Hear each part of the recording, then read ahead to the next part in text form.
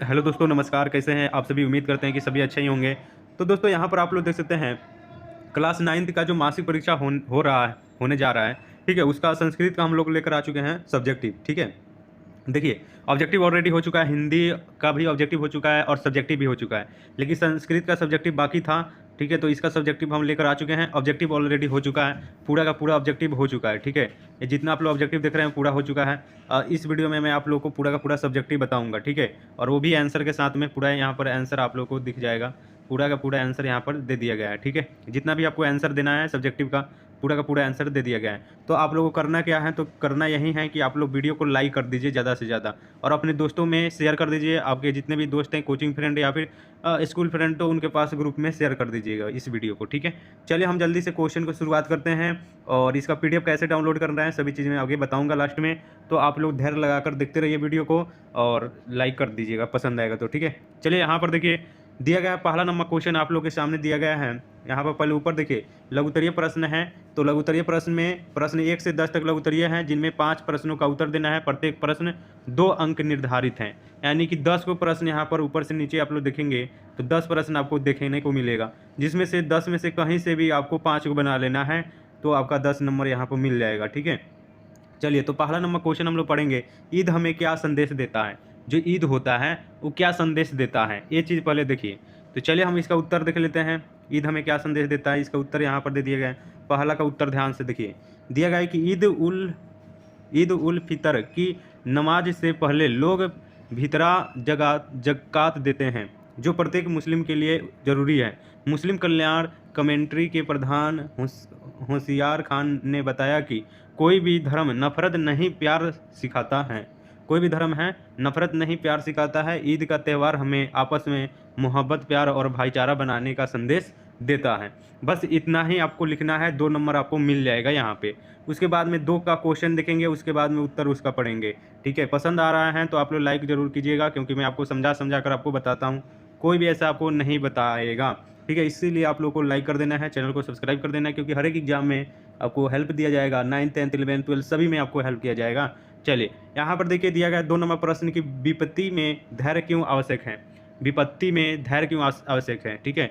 चलिए, तो अपने मन से आप लोग लिख सकते हैं विपत्ति में धैर्य क्यों आवश्यक है। चलिए यहाँ पर देखिए उत्तर दिया गया है कि जागरण संवादता, यानी कि पानीपत जनचार समुद्र मुनि के कहा कि धैर्यवान व्यक्ति उन्नति प्रगति पाता है। यानी ऋषिगण या फिर बहुत सारे लोगों ने कहा है कि जो धैर्यवान व्यक्ति है उन्नति प्राप्त करता है और धैर्य आत्मा का गुण है। धैर्य ही आत्मा का गुण है। विपत्ति में अपने को धैर्य रखना और स्थिर रखना समय का समाधान है। इससे समस्या दूर हो जाता है, ठीक है? धैर्य बनाए रखना चाहिए, ठीक है? ये चीज़ ध्यान रखिएगा। 2 का उत्तर हो गया ये आप इतना लिख लीजिएगा, 2 नंबर आपको मिल जाएगा, ठीक है? उसके बाद में हम लोग चलेंगे यहाँ पर 3 नंबर प्रश्न देख लेंगे ना, 3 नहीं बनाया है, 4 बनाया गया है, तो 4 का क्वेश्चन देखेंगे हम, ठीक है? चलिए 4 नंबर क्वेश्चन यहाँ पर देखिएगा। 3 नंबर यहाँ पर दिया गया, आप लोग चाहो तो पढ़कर बना सकते हो। 3 नंबर प्रश्न है कि विविधता के साथ बुद्धिमत्ता भी क्यों आवश्यक है? तो ये नहीं बनाया है। 4 नंबर देखिए, 4 का उत्तर दिया गया है कि चित्रकला का प्रचलन संसार के समय 2 उदाहरण दे। तो चलिए 4 का उत्तर हम लोग समझते हैं। दिया गया यहाँ पर ध्यान से देखिए, भारत में चित्रकला प्राचीन काल से शुरू है।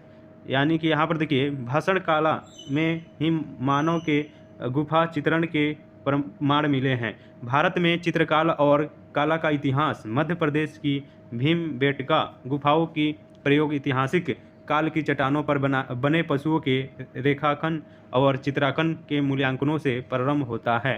तो ये हो गया हमारा 4 का उत्तर। इतना पढ़ लीजिए, बना लीजिएगा, 2 नंबर आपको मिल जाएगा। उसके बाद में यहाँ पर देखिए ध्यानपूर्वक आप लोग को देखना है। चलिए 4 के बाद किसका उत्तर दिया गया है, तो 9 का, ठीक है? तो 9 नंबर क्वेश्चन हम लोग पढ़ेंगे, ठीक है? चलिए यहाँ पर दिया गया 9 नंबर क्वेश्चन, आप लोग पूरा का पूरा पढ़ लीजिएगा, उसके बाद बनाइएगा क्वेश्चन, ठीक है? पूरा का पूरा क्वेश्चन यहाँ पर दिया गया है, जो मर्जी करेगा उसका उत्तर आप लोग को देना है, ठीक है? चलिए यहाँ पर पढ़ लीजिएगा। 4 के बाद में यहाँ पर 5 नंबर दिया कि मूर्ति कला राज्य का वैभव है कैसे। उसके बाद में दिया गया मगध मंडल के 2 गीतों के नाम लिखे। उसके बाद में दिया गया कि लास्य नृत्य किस भाव का सूचक है।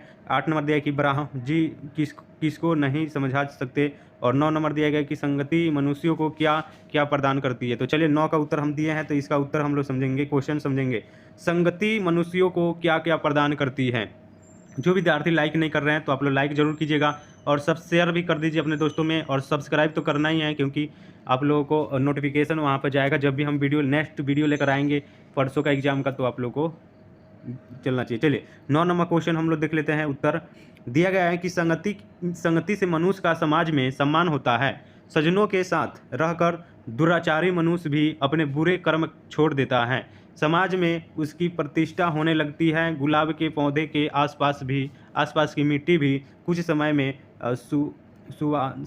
सुवांशित हो जाती है, मतलब सुगंधित हो जाती है। अपने संपर्क में आने वाले को सुगंधित कर देता है। यानी कि इसका मतलब है कि सत्य गति, ठीक है, मतलब जो संगति है वो अच्छा होना चाहिए, ये चीज़ है, ठीक है। 9 का उत्तर हो गया।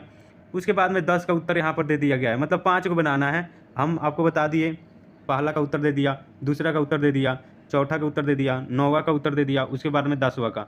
5 को आप लोग गिन लीजिए, हो जाएगा, ठीक है। चलिए दिया गया 10 नंबर प्रश्न यहाँ पर हम लोग पढ़ेंगे। दिया गया है कि थीर पुरुष का लक्षण क्या है। थीर पुरुष का लक्षण क्या है। चलिए इसका उत्तर हम लोग समझते हैं। थीर पुरुष का क्या है, आप लोग स्क्रीनशॉट भी ले सकते हैं चाहें तो। देखिए, सुख दुख को समान समझने वाले जिस स्थिर पुरुष को ये इंद्रियों तथा विषयों के संबंध व्यक्तित्व नहीं करते, वही अमृत प्राप्ति के लिए समर्थन होते हैं तथा स्थिर पुरुष ही मोक्ष प्राप्ति के योग होते हैं। अतः पदार्थों की उत्पत्ति नहीं होती, सत पदार्थ का अभाव या नाश नहीं होता, ठीक है। यही चीज़ है, यहाँ पर 2 नंबर मिल जाएगा आपको। उसके बाद में दीर्घ उत्तरीय प्रश्न हम लोग देखेंगे, ठीक है। दीर्घ उत्तरीय प्रश्न यहाँ पर 12 नंबर क्वेश्चन दिया गया है। यहाँ पर देखो दिया गया है दीर्घ उत्तरीय प्रश्न, यहाँ पर ध्यान से देखिएगा। दीर्घ उत्तरीय में 11 से 15 तक दिया गया है प्रश्न 5 गो, जिसमें से आपको 3 गो क्वेश्चन बनाने होंगे, 3 प्रश्नों का उत्तर देना है। प्रत्येक अंक 5 अंक निर्धारित हैं, यानी 3 गो प्रश्न बनाइएगा तो 15 नंबर आपको यहाँ पर मिल जाएगा। तो चलिए हम यहाँ पर 11 नंबर प्रश्न दिया गया है कि हिमालय पर 7 पंक्ति में अनुच्छेद लिखें। तो आप लोग हिमालय के बारे में 7 पंक्ति में अनुच्छेद लिख दीजिएगा, या फिर प्रधानाध्यापक को 7 दिनों की छुट्टी के लिए आवेदन पत्र लिखे। तो 12 नंबर हम बना दिए हैं सिंपली से। तो चलिए हम लोग 12 नंबर देख लेते हैं क्वेश्चन का आंसर। चलिए यहाँ पर प्रधानाध्यापक के बारे में यहाँ पर लिया गया है, आप लोग दीर्घ उत्तरीय में देख सकते हैं। चलिए यहाँ पर देखिए लिखा गया है कि श्रीमान प्रधानाचार्य महोदय, यहाँ पर दिया गया मरवाड़ी महाविद्यालय दरभंगा, जो भी आपका स्कूल का नाम होगा वो लिखिएगा। विषय 1 सप्ताह में आवश्यक के लिए प्रधाना पत्र, ठीक है। सविनय निवेदन है कि कल विद्यालय में अवकाश घर लौटते समय तेज धूप पड़ने के कारण मेरी तबीयत खराब हो गई है। इसको आपको संस्कृत में लिखना पड़ेगा, ठीक है। ये हिंदी में दिया गया है लेकिन ये संस्कृत का है तो संस्कृत में आपको लिखना पड़ेगा, ठीक है। तो इसको आप लोग देख लीजिएगा, हिंदी में छपा दिया गया है, ठीक है। उसके बाद में देखिए यहाँ पर देखिए उसके बाद में कितना का आंसर दिया गया, तो 13 और 14 का उत्तर दे दिया गया, ठीक है। 12 हो गया, 13 नंबर क्वेश्चन यहाँ पर देखिए दिया गया कि नीति पदों से हमें क्या शिक्षा मिलती है। तो इसका उत्तर आपको दे देना है 13 नंबर में। चलिए हम 13 नंबर क्वेश्चन आपको पढ़ के बताते हैं।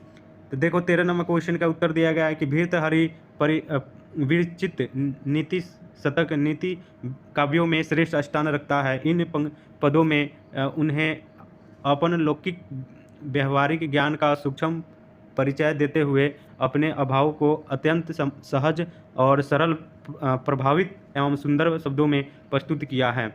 उसके बाद में 14 का उत्तर यहाँ पर दिया गया है, ध्यानपूर्वक आप लोग देख लीजिएगा, ठीक है। 14 का क्वेश्चन देख लेते हैं। दिया गया है कि ज्ञान भारक क्रिया बिना से हमें क्या शिक्षा मिलती है, उसके बारे में आपको लिखना है। चलिए यहाँ पर हम इसका देख लेते हैं। तो देखिए लिखा गया है यहाँ पर ज्ञान भारक क्रिया बिना। इस संस्कृत पंक्ति का अर्थ यह होता है कि ज्ञान के अनुरूप कर्म यानी कि आचरण न किया जाए तो वह भार बन जाता है। ज्ञान की प्रधानता तदनुरूप आचरण करने में होता है, ठीक है। तो हो गया आप लोगों का सब्जेक्टिव प्रश्न पूरा का पूरा मैं बता दिया। 3 को यहाँ पर भी बता दिया, 12, 13 और 14, ठीक है। तो आप लोग का सब्जेक्टिव संस्कृत का पूरा कंप्लीट कर दिया, ठीक है। तो आप लोग को भी लाइक को एक सब्सक्राइब कर लेना है चैनल पर, ठीक है। फिर मिलते हैं नेक्स्ट वीडियो में। और इसका PDF चाहते हैं तो ग्रुप में आप लोग को जुड़ जाना है, लिंक डिस्क्रिप्शन में आपको मिल जाएगा। तो डिस्क्रिप्शन खोलिए और वहाँ से जाकर जुड़ जाइए, ठीक है। या फिर मेरे व्हाट्सअप नंबर है 62070, ठीक है, और 32 इस पर आप लोगों को मैसेज करके ज्वाइन कर लेना है, ठीक है। और जल्दी से आप लोग लाइक सब्सक्राइब और एक कमेंट कर दीजिए कि आप लोग कहाँ से हैं, कहाँ कहाँ हमारा वीडियो जो है वो जा रहा है। तो आप लोग भी कमेंट करके बता दीजिएगा। चलिए मिलता है नेक्स्ट वीडियो में, तब तक के लिए जय हिंद दोस्तों, टेक केयर, अपना ख्याल।